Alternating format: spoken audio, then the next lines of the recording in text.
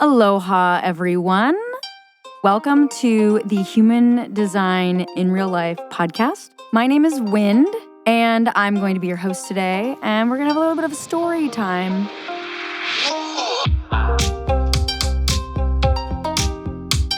So today, because this is episode officially 1, I wanted to talk about the extraterrestrial or extra-dimensional beings and its origins connected to human design. And I thought this would be a really good topic because considering what's been going on within the last couple of years, particularly this last year and currently right now, if you watch mainstream news, I don't, and I haven't for a very, very long time, but I still have people I know, friends that do watch mainstream news, and apparently there's been a lot of ET activity in the CIA saying that they are now disclosing spacecraft, unidentified spacecraft flying in the air, and la-di-la-di-la. So I just thought that this was really timely and relevant, and yes, human design does have extraterrestrial, or what I like to call them extra-dimensional, because they're less based somewhere in the physical world, but they're more in other dimensions that we just don't have access to yet. Or what I like to think of it as, are the ants aware of us humans walking around up above them when we come across their anthill? Most likely not. It's not until we disturb them and God only knows what their perception is of us. Do they even have awareness of us? Maybe not. All of a sudden, their house gets affected, and maybe they don't have an exact understanding of why this is happening. It's just something that's happening. One of the things that I witnessed, because I live 10 miles from where the lava erupted in 2018, it was a definite experience of human beings being affected by a force much, much greater than them. I mean, it literally was like when you smoke out a beehive or pour something on an anthill. That's literally what was happening to the human population during the 2018 lava eruption. It was frenetic, kinetic energy, and people were scrambling, and that's basically what happened. It was lava, it was an event. So why not some extra-dimensional beings giving us wisdom, knowledge, something to help us on our human evolution and on our human evolutionary path? Why wouldn't they come in ways that they are able to, finding some sort of loopholes in the universal law system of free will? And that is a whole other topic that we'll have to talk about later. However, for this one, we're talking all about the human design origins and its connection to extraterrestrials or extra-dimensional beings. And one more little caveat that I wanted to talk about, that we live in a light and dark universe. Yes, there are positive benevolent beings, and there are also negative malevolent beings, as you can say. A lot of what's going on in the news narrative, if you're not already aware of it, it can cause a lot of fear, chaos, because you don't have a level of understanding. Now, my intention with this is that I want to show you through a couple of stories from Uru Hu, in his own words, his experience that happened to him in 1987, which this story, it can be a little, from his own words, you'd be like, are these benevolent or malevolent beings? And, I want you to, as you listen to this story, I want you to listen without any opinions or judgment. I want you to be open-minded and curious as to, is this, who are these beings? And why is he having this type of experience in 1987, which I was alive back then and I was 6 years old. And I do kind of remember the 80s energetically. I'll just say it here right now. We did move from what I like to think of it as black and white to Technicolor from about right around 2000 and beyond. It's a very, very different world now than it was back in the 80s. So I just want you to keep that in mind, that the human trajectory of consciousness is very, very, very different than what it was in 1987. So also take that into consideration. And also, I will be sharing with you, once I read you the story, I will be sharing with you my own personal opinions and commentary about what I think, why this happened to Ra the way that it did, and my own personal opinion about why I think that these were sixth density benevolent beings that had impacted Uru Hu, or his name before this experience was Robert Allen Krakauer from Canada. And I will kind of tell you like an overview of what I have come to understand with spiritual experiences, extraterrestrial beings, and how it all kind of ties into the grand scheme of things of thinking outside of the box as a human and thinking of things bigger than yourself, right? So let's get started with some story time. Another reason why this is so near and dear to my heart, this topic, is because for a period of about 2011 to 2014, through 2014, there was a time period in my life where I was dedicated to sleeping outside, sleeping out in nature, having access to looking at the stars every night from my tent, and be really in tune away from the electromagnetic frequencies that exist in houses. And Ethan and I, my partner, we saw so many UFOs during that time that I have physically lost count. And I've heard multiple times of stories from people seeing all different kinds of spacecraft. So I have seen the unidentified flying objects with my own two eyes and have had plenty of real life experience of stories with people that have had direct experiences with the secret space program, like that we have all this technology. So the intention for this podcast is to kind of tie all this stuff together and share with you guys that there is so much more to this universe and what human design as a gift from these extra-dimensional beings to help us on our evolution. And I'm here to share it with you. So this is straight out of this book, the Living Your Design Instructor Manual. I wanted to read this out loud to you all. It's directly from the book, so you guys can hear exactly what happened, and then I will also be adding some commentary in here and there. The mystical origins of human design. In 1987, an extraordinary event took place that was visible to the naked eye on the mountaintop in Chile. That actually happened in February of 1987. It was a supernova, the death of a star, a vast explosion of incredible intensity. With its dying breath, that star bombarded our planet with subatomic information. When it actually reached us, everybody on Earth received 3 times as many neutrinos as normal for 14 minutes. Now, the voice that this information of the human design system that came through Ra was talking about neutrinos and gave him the name neutrinos well before it actually became a thing in the late 90s, I believe.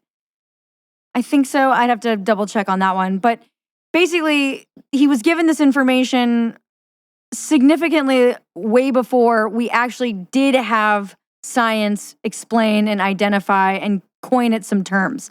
Now, what I like to think of scientists as God's secretaries, because they're a little bit behind in categorizing the natural phenomenon that God, source, universe, creator, whatever name you'd like to call, like the higher power, the one infinite creator that creates all these things, the being that lives outside of this time dimensional space, and we exist in this creator's being's imagination, right? We are just a figment of imagination experiencing itself. That's my take on that. So back to the story. Around the same time, Canadian Alan Robert Krakauer, he went by Robert, so I call him Robert Alan Krakauer, was living on a tiny Mediterranean island off of Spain called Ibiza.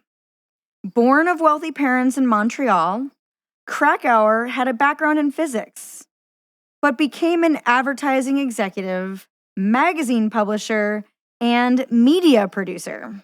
He dropped out of fast-paced life as an entrepreneur in 1983.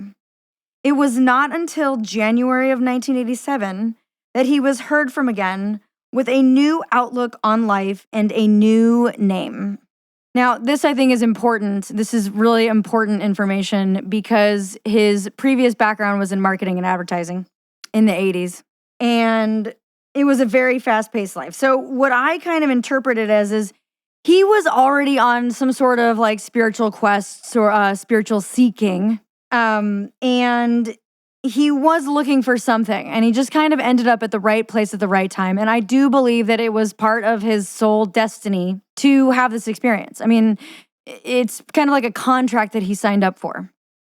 Now, he talked about a shocking experience when, beginning on January 3rd of 1987, so remember how I told you that this neutrino explosion happened in February of 1987?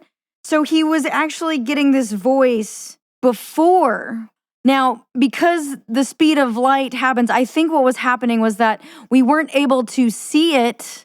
The neutrinos visually were available February of 1987. That's when we were able to see it with a telescope or even the naked eye. It was visible from Chile. So what was happening at the same time, this supernova star exploded. Robert Krakauer was being downloaded with this information while all this was happening at the same time. So on January 3rd of 1987, a voice, and he only called it the voice, penetrated him for 8 days and nights. The voice told him how the universe functions, and he was given the human design system after this mystical experience. He became known as Uru Hu, and I wanted to tie in a little thing like, why Uru Hu? Now, you'll find the name Ra showing up throughout history. You can find the name Ra in ancient Egypt, and also these bird-headed beings that show up like Thoth in Egyptian literature, and they called the sun god Ra.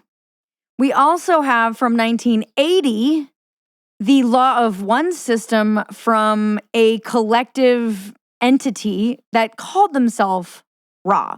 That was channeled through a woman by the name of Carla Ruckert, who was the channeler of this entity called Ra, and were Don Elkins, and later on joined by Jim McCarty. Carla's experience with channeling the voice called Ra was a very different experience than what Robert Krakauer called the voice in 1987. So I'm going to read to you now a tale of an encounter directly from Uru Hu's own words about his experience in 1987 for those 8 days and nights.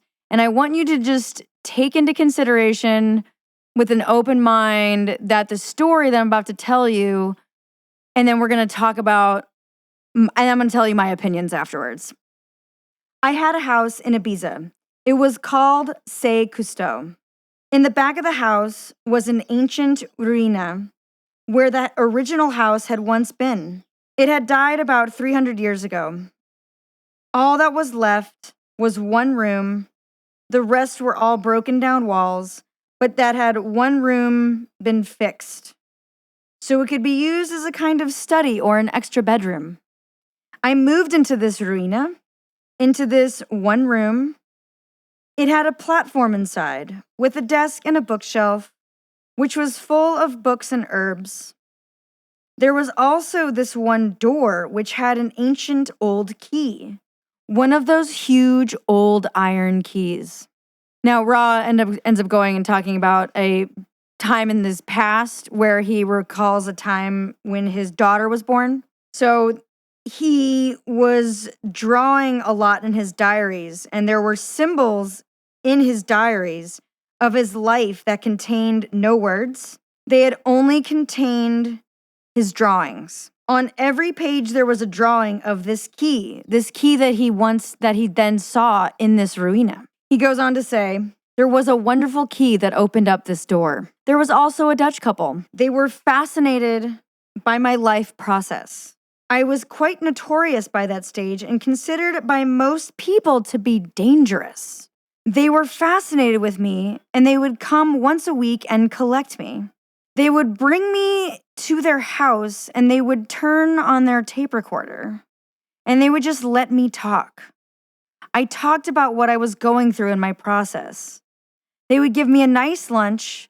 They would give me some pesetas, and then they would send me home.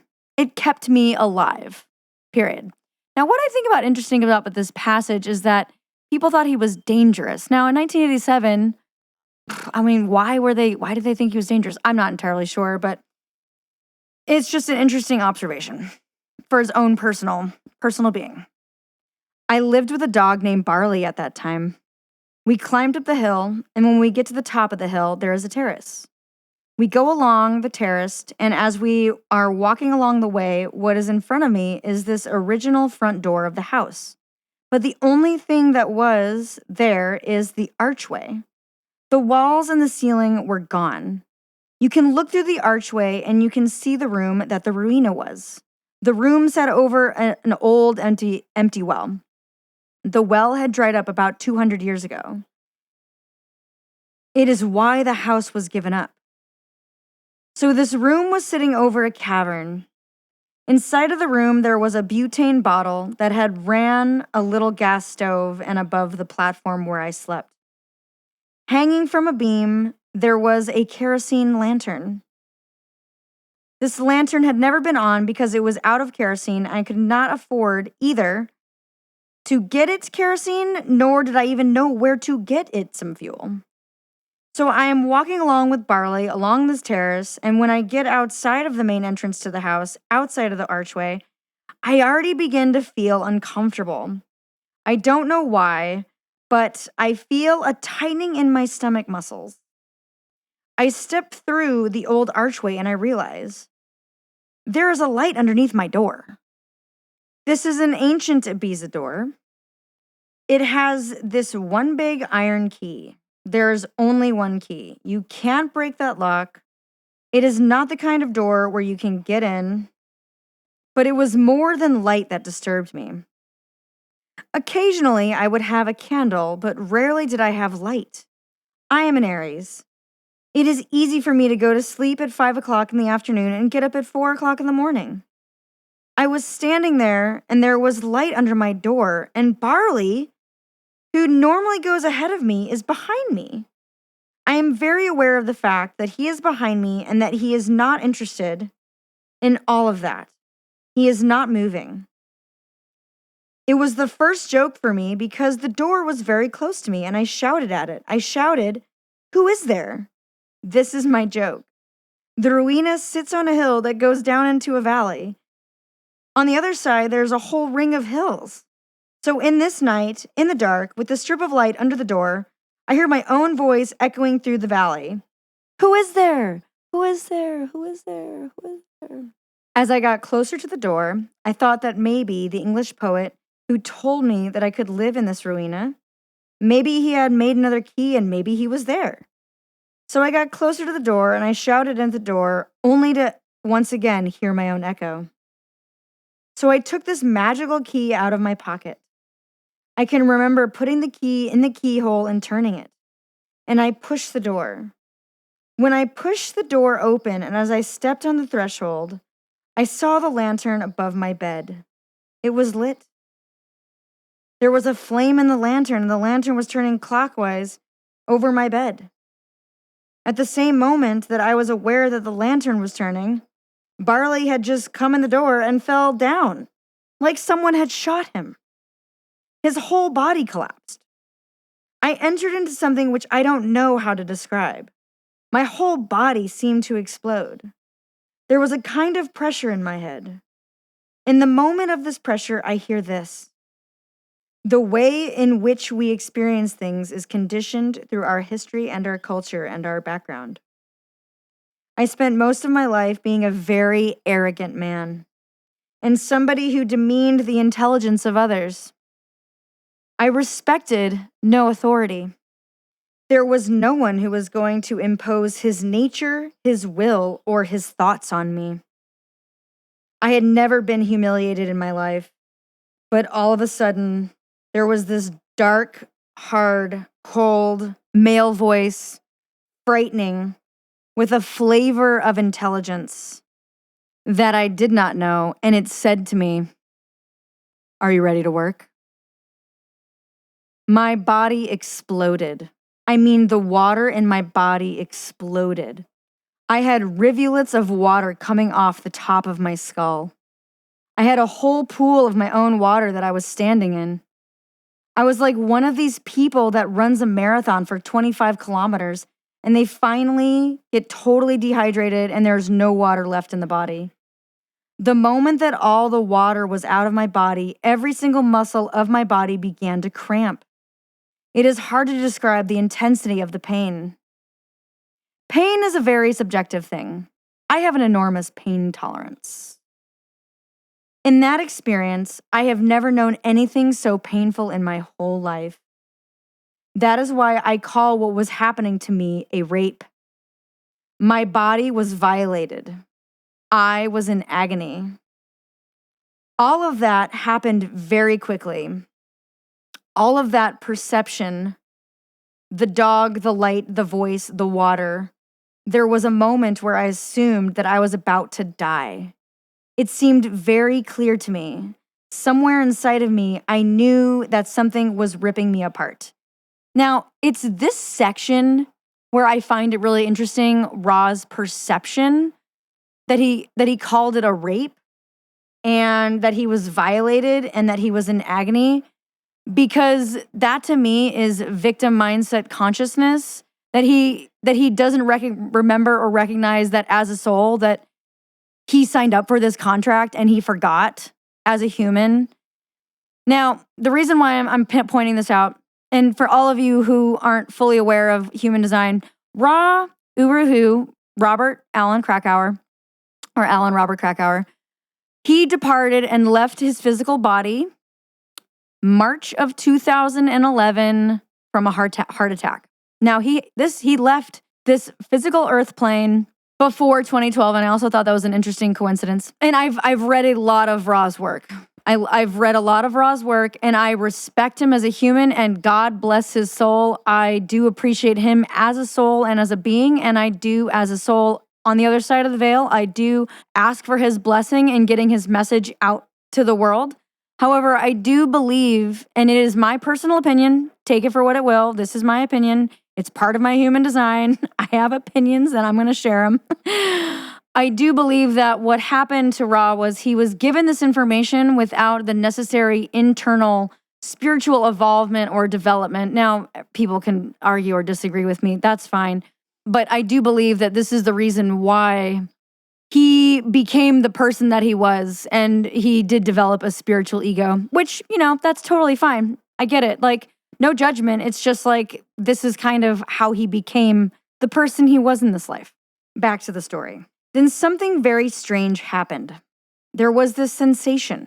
It started in my right hip. I know that place. As a matter of fact, I never have been massaged except for once. The person who did the massage, when they got to that point, they said, "Oh, you can't touch this point." It was very strange. This place is where the energy body, the energy suit, that is how I call it, started. It feels like when your foot or your hand goes to sleep. There is this deafness, the numbness, but it also was kind of tingling, sort of like that. It started in my hip and it moved both and down and up at the same time. It did not eliminate my pain, but it did something to it. I don't know what. For 8 days, I lived with this energy sheath around my body, which made it very difficult for me to follow the instructions of the voice. It was very difficult for me to grip the pen. It was almost impossible. The first day, I did not really think that I could do that because I could not feel it in my hand, aside from the fact that it was painful. The only time that the pain would go away was when the voice talked to me. This, I think, is a really important segment because the pain that he was experiencing went away when the voice was channeling through to him. It is a strange thing, Ra said. The moment that there was this thing talking to me, all of a sudden it disappeared. And I sort of floated in a kind of state where you are there and you are not there. There was something else there. I have never known anything that was so profound that it made me feel ant-like, tiny, absolutely meaningless. So this is where ego, Ra's ego, appears, right? Or it has been appearing this whole time.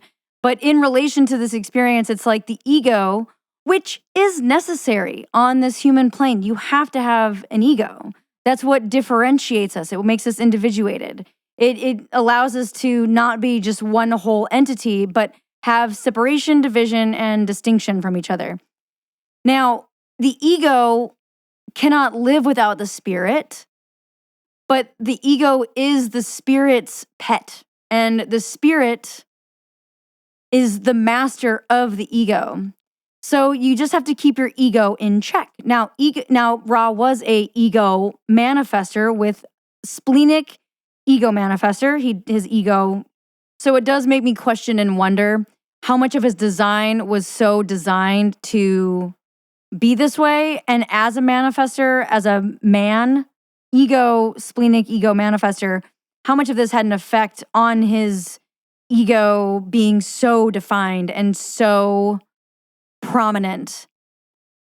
I can only speculate because I have no idea what that's like coming from my design, where so much of that whole area is completely white and open and there's no definition in there whatsoever. I will be talking about that more in future episodes, so stay tuned for that one. So much content here coming. Now, I love this next section, and this is the last segment of his story. And he starts on by saying, one has to be very careful about anthropomorphizing one's experience. And I actually just had to look this word up because I wanted to get the actual definition. And basically what anthropomorphizing is attributing human characteristics or behavior to a god, an animal, or an object. Ra continues on to say, I know what I was dealing with. I was dealing with a design crystal bundle. It came from the core of our planet and came into the cavern that was below my ruina.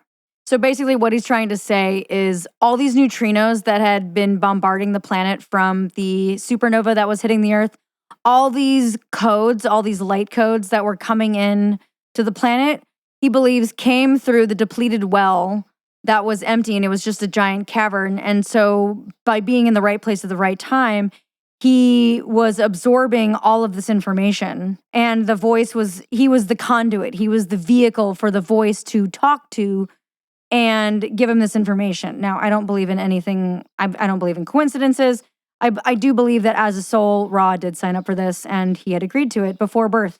And then he comes here. We have amnesia on this planet. We forget why we were born, what we came here. We glorify our ego. We think that we're the most important thing. We have a lot of self-importance, and we forget our bigger mission of what we came here to do. Ra continues on to say, the human design system is not in the world because of me. It is in the world because everybody was seeded with this information in those 8 days, the whole planet. We were all receptive to the neutrino stream that poured through the crystal bundle. The reality is that the energy that I took in was yin energy, form energy. That was my experience. But to describe it physically is to understand that this was something incredibly violent. I am designed for shock. Gate 51, he does have it. The only thing that surprises me about any of this is that I survived to tell the tale. And this I also find really interesting by how he finished it off. I survived the tale. I'm like, bro, people don't just fall over and die accidentally. I know way too many people that have had near-death experiences that have died and come back to life that shouldn't be alive that are freaking walking miracles. Probably off the top of my head, I can think of 7 immediately. And that just goes to show me, and what I'm here to share with you is that when it's your time, it's your time. You have an expiration date. That is a fact. When that's going to happen is up to you and your soul. You can have multiple exit dates. Like you can have multiple exit dates coming in within your contract of signing up here to be a part of this game simulation here on planet Earth. And you can, on a soul level, opt in or out to continue your journey elsewhere. It's entirely up to you and what you want to do with your journey within your soul. So from my experience, were these beings positive or negative? Why was Ra having such a negative perspective on his experience? Why was he feeling so much agony and in pain? And I'm going to go on to say that depending on how your nervous system, your internal soul guidance, you can have a spiritual ego. You can think that you're doing a lot of internal work, and you might not actually be doing a lot of internal work. You might not necessarily be raising your vibration. You might still just be stuck in pride consciousness. Now, I like to talk a lot about the themes of consciousness, which is a creation by Dr. David R. Hawkins. I will be talking about that in another segment. But it's also like another way of mapping out consciousness, and you can see you start to see the themes play out. God, creator, source, universe, whatever you want to call it, picks imperfect people to deliver a very important message. So was Ra a perfect, flawless human? No, absolutely not.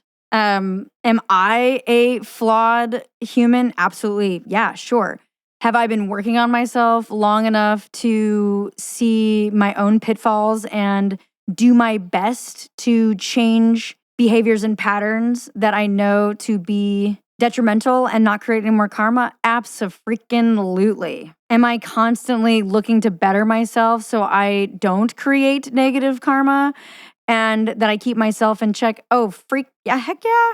As a projector, before I took on the name Windstorm, another story, we'll save it for another time. As a projector, I was experiencing verbal venom, or not experiencing, but I was delivering verbal venom of really emotionally hitting people when I felt backed into a corner. And I knew that my words were hurtful, and I didn't like that person who I was prior to wearing the name Windstorm. And I was given my birth name is Katie Wacker. And I love that my Windstorm name that was given to me it's a medicine name for me, because essentially as I started wearing this medicine name, it's almost as if it was calming the waters. It was almost as if as soon as I changed my name, I moved from Durango, Colorado, left a whole bunch of friends that I was not friends with anymore, and moved to Ojai, California, which is a little small mountain town outside of LA, and moved over there and started introducing myself to everyone as Windstorm. And it made the huge amount of difference, because anytime you meet someone new and you introduce yourself as that name, that is how they will always know you. It's much harder for people that know you from your past to take on a different name. So I can only imagine what that must have been like for Uru Hu to talk to family and friends, and then they end up just calling him Ra. And it's Ra was given this name by extra dimensional beings. I was given my name by extra dimensional beings as well, beings that were on the other side of the veil, invisible beings that were in this Ojai Valley in 2012. That's where I had received the name from. And it was a name given to me by someone else who actually was hearing this name, medicine name, in their head, and then they delivered it and gave it to me. So it's like a little path of initiation. But it's a matter of like, I was asking for this. I'm not entirely sure if Ra was asking for this experience. Well, not consciously anyways, because I do believe that when he left his entrepreneurial life in 1983, he was seeking for something. He kind of fell off. the grid. He went spiritual seeking with, his own, doing it his own way. I don't really know what his life was like. There isn't a lot of stories, and he isn't around to, tell us that story. And also, what I'm going to say about this too is that when you drop the body and you drop the physical form on this earth plane, you forfeit the game. So, there's a level of ingenuity that will happen that takes an amount of time for this information to start coming out. What I also find really interesting was that Ra passed away in March of 2011, and human design skyrocketed on the Google search analytics right around summer, fall of 2018, which was a 7-year cycle. Now, I do believe that there was, which I'll talk about in another episode, but there seems to be a 7-year gap from when the body enters into the earth plane game and then also exits out of the earth plane game, planet Earth, right? Let's now tie this all together. Ra had a legitimate experience, an encounter with extra-dimensional beings, which then bestowed upon him the information of the human design system. Let's imagine for a moment we are these extra-dimensional beings. Perhaps we are these extra-dimensional beings because if we look at how we are with plants, animals, and the like, perhaps maybe that is how they perceive us from their lens and their perspective. As a caretaker of plants and animals, I want my plants and animals to grow and thrive, and I want to feed them good food, and I want to take care of them, and if they were conscious, I would give them information that they could take and grow and prosper and use the information to help them on their spiritual evolution.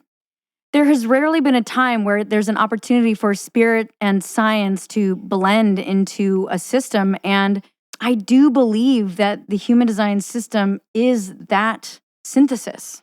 If you were the creator of this planet, wouldn't you naturally install software to help it function and run and create themes and patterns for expression for you to, you would naturally install software.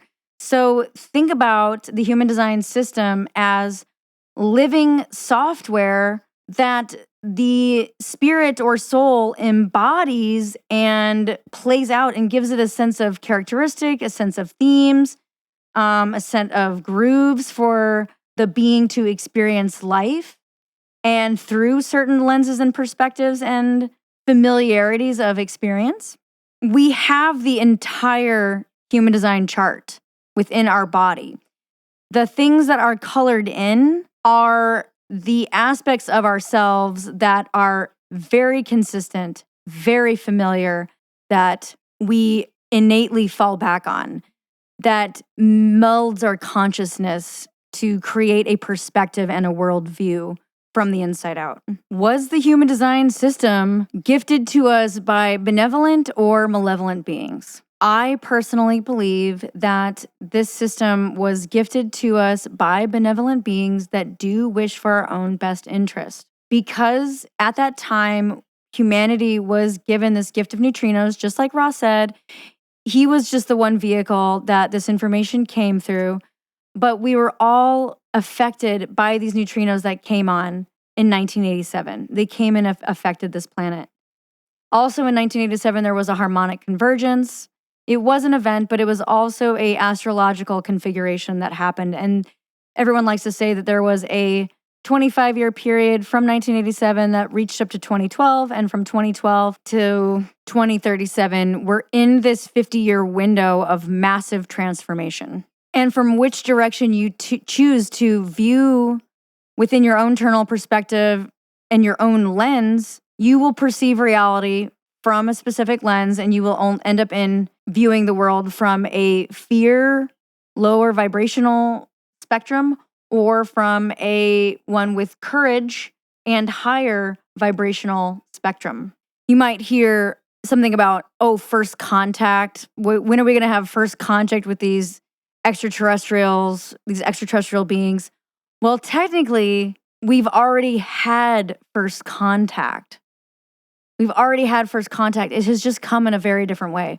If you're expecting them to land on our planet, the benevolent beings would do it from a place of free will, and they would not scare us and freak us all out. So, in the event in the future, if we ever experience collectively a negative alien invasion or some sort of that matter, just know, and I'm just saying this right now, because might as well just say it and get it out there on the table, that we are divinely guided. It's all just smoke and mirrors. It's just a hologram, and there's really nothing to be afraid of. Sure, they might turn it into looking like Independence Day, but know that it's just a movie. Now you might ask, how do I know this? Let's just say my spleen's on point and I have a high faith in God, source, creator, universe. I know that everything's going to be okay. So just putting that out there, because you never know what's going to happen. And why is this information relevant? And how can this information change your life? There is so much more out there that we don't know about. And then the more that you get exposed to these new concepts, the more that you realize, wow, this is a vast understanding. What I knew a long time ago is very different than what I know now. And I will always know that I don't know everything. I'm just constantly growing and learning.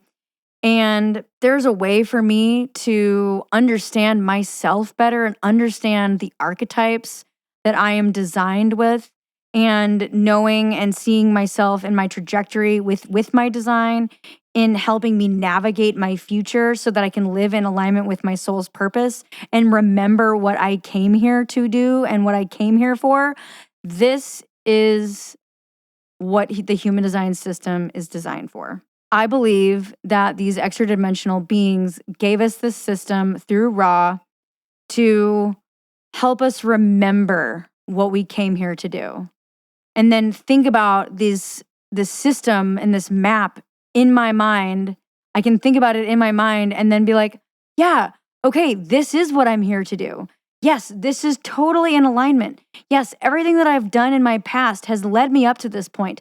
Yes, I have seen my design play out intuitively, even though I didn't know that it was human design that was playing out. But I can see the science. I can see the logistics. So much about the New Age spirituality, there's a lot of fluff. There's a lot of philosophies and theories. But with this system, you actually are given some logical parameters, science. But it could even be woo-woo science. I mean, it combines astrology, the I Ching, the Hindu chakra system, and the Kabbalah tree of life, all wrapped into one, melded with quantum physics. So it's all just like one big package to help describe the human condition, which is why I like to call this the human operating system or the living operating system, because you can start to see the chart play out in plants and animals too, in certain aspects. Now, plants and animals don't have the whole entire human chart, but they do have segments of it, which are appropriate for those living creatures. We finally have a life navigation system, a user manual, a way to describe our human experience and explain why we do the things we do, why certain things work out better for some people and others, why you are called to do certain things. And then it gives you a language to describe yourself and grow within that experience. Thank you so much for hanging out with me during this episode. If any of this information sparked your interest, stimulate any questions, want to have a little bit more of a chit chat, or as we like to say in Hawaii, talk story, check the links below this podcast. You will find several for you to get a hold of me. If you like Instagram, you can find me over at Holistic Human Design. You can also send me an email, aloha@holistichuman.design. I also have a Discord channel that you can find linked down here below underneath this podcast. Thanks again for joining me, and I will see you again next time. Aloha. Love you guys.